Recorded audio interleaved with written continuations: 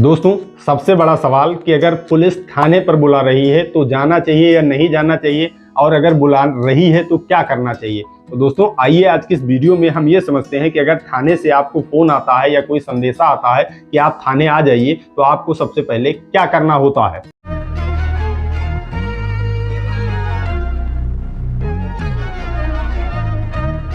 दोस्तों, सबसे पहले आपको यह समझना होगा कि पुलिस आपको थाने पर बुलाती क्यों है। दोस्तों, अगर कोई भी व्यक्ति आपके विरुद्ध जाकर थाने में शिकायत करता है तो पहले जो स्थिति होती है, पहला काम जो होता है वो पुलिस का ये होता है कि दोनों पक्षों को बुला लिया जाए और आपस में बिठाकर सुलह समझौता करा दिया जाए।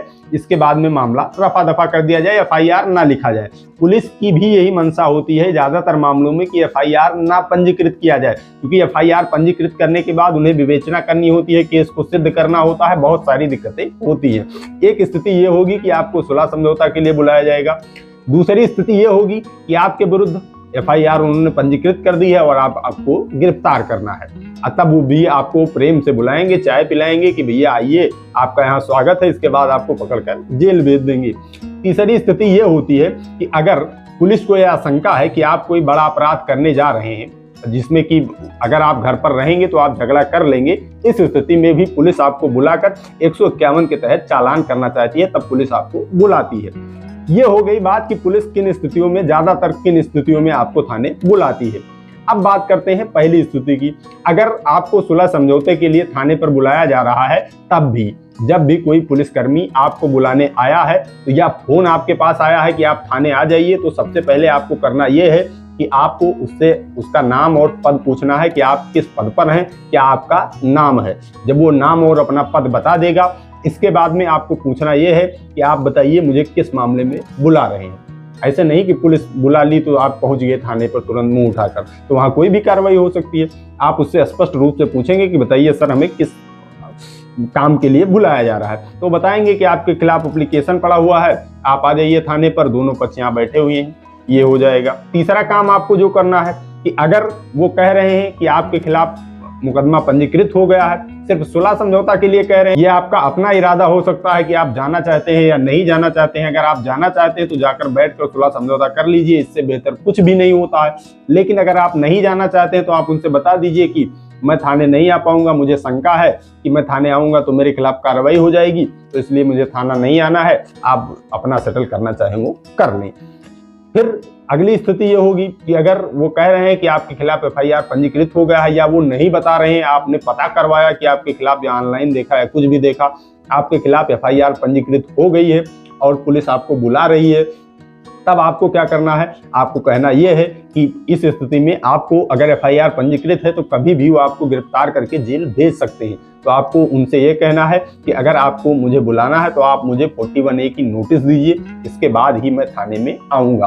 क्योंकि दोस्तों, होता यह है कि आपको जब थाने में बुला लिया जाता है तो अपने मनमाने ढंग से कार्रवाई कर दी जाती है। वहाँ आपका शोषण भी हो जाता है, आपसे मारपीट भी हो जाती है, आपसे गाली गलौज भी हो जाती है। अगर उनको बुलाना है तो बता दीजिए कि मुझे 41A की नोटिस दीजिए। 41A में ये प्रावधान है कि पुलिस आपको ढूंढकर आपके घर पर आकर नोटिस देगी कि आप विवेचना, आपके खिलाफ एफआईआर लिखा गया है, आप विवेचना में सहयोग कीजिए, यहाँ आइए, तब आप जाकर सहयोग कर सकते हैं।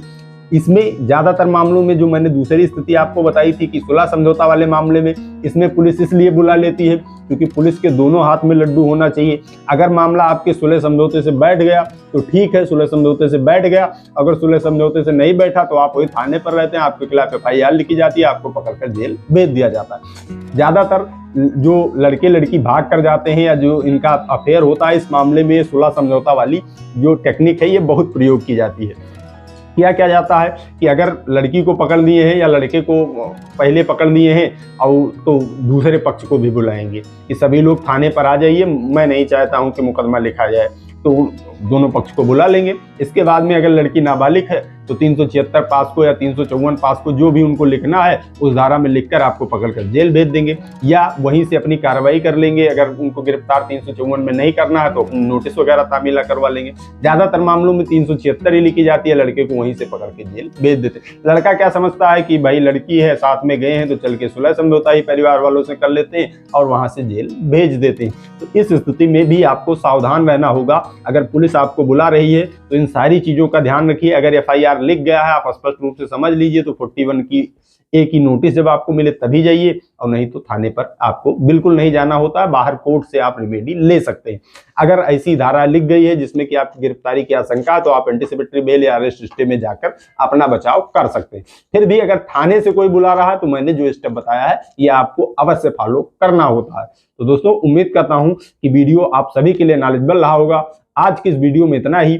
मिलते हैं अगली प्रॉब्लम सॉल्विंग वीडियो में। तब तक आप सभी लोग अपने स्वास्थ्य का ख्याल रखिए। कानून की जानकारी, अपने अधिकारों की जानकारी इस चैनल के माध्यम से लेते रहिए। मामलों से बच के रहिए। I love you all. जय हिंद, जय भारत।